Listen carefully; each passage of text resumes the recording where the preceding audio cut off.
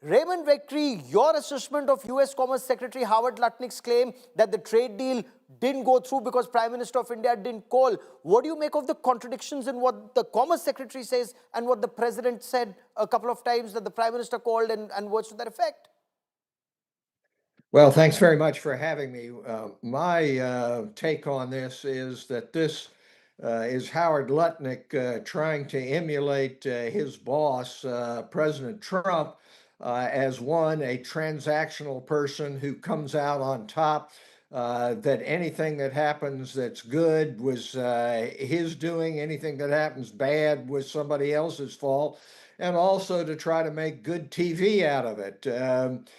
President Trump comes from a reality TV background. He did it for 14 years, and that's his mindset. And Howard Lutnick is sort of a minor league Trump in regard to this approach.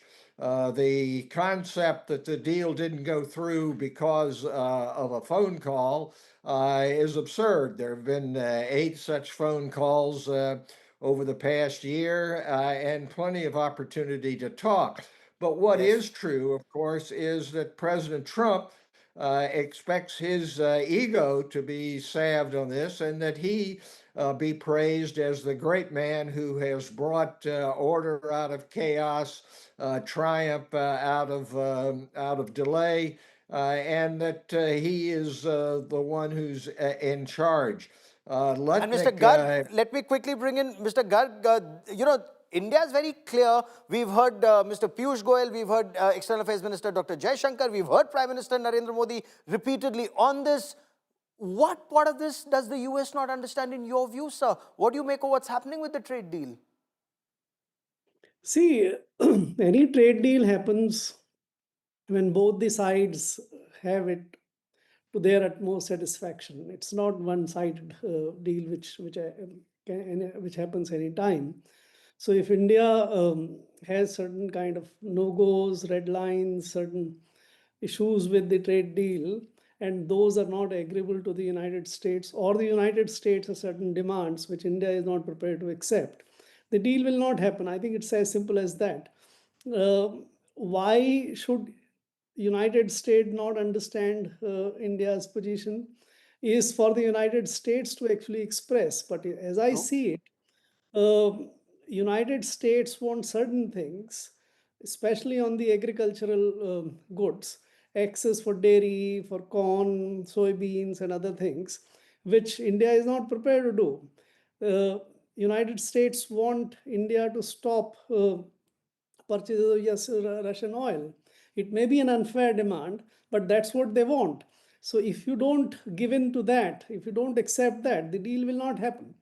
Now, so are we now to understand then, Mr. Jayant Krishna, and my apologies for coming to all our guests very late with so much breaking news happening, that this trade deal is now either on the back burner or clearly in the cold storage, not happening? Or will things turn around because both countries would need it, and there is no way that US gets access to, Indian agriculture or dairy? That's a very sensitive issue in India. Yeah, so absolutely, Gaurav. India has to protect the interest of our small and marginal farmers and dairy entrepreneurs, right? We can't reduce, the import duty on that to a very ridiculous limit, because it is a question of survival for the poorest of the poor people, the people at the farmers and dairy entrepreneurs at the bottom of the pyramid. So India can't do that.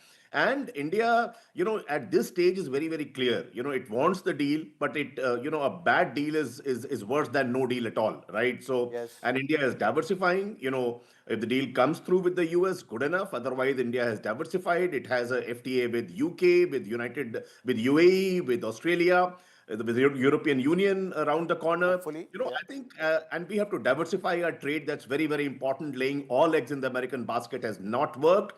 And with this kind of a stubborn attitude of the US, it could go either way, So let me bring in Raymond Vickery once again. The US Supreme Court may give a decision on whether President Trump can legally use the International Emergency Economic Powers Act, a law which is only meant for sanctions and asset freezes to impose tariffs. Now, should the court curb this, as some reports in the US seem to indicate, could it effectively reaffirm that taxation powers cannot be exercised through emergency statutes, or will the president then use the Congress route, or does it come back to 25% after that? Well, I think what we're likely to get out of the Supreme Court is some sort of mixed decision.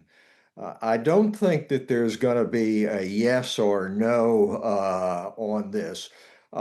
You just take the tariffs which are on India, 25% of them are so-called Liberation Day tariffs.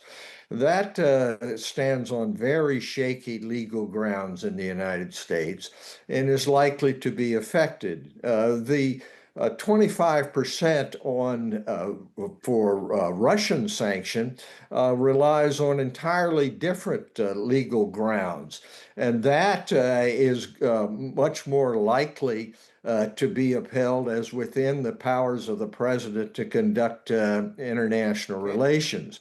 So the delay to me is indicative of the fact that in the United States, our checks and balances, our U.S. constitutional approach is breaking down under the pressure of President Trump. And that's a story we'll be Instead, tracking very closely. Though I've run out of time on this part of the show, gentlemen, I'd love to have you back on the show in the days ahead to discuss this in greater detail. I want to thank you all for joining me here on India Today. But one thing is very clear. All accounts indicate that the Prime Minister and the government very clearly kept India first and Indian interests supreme.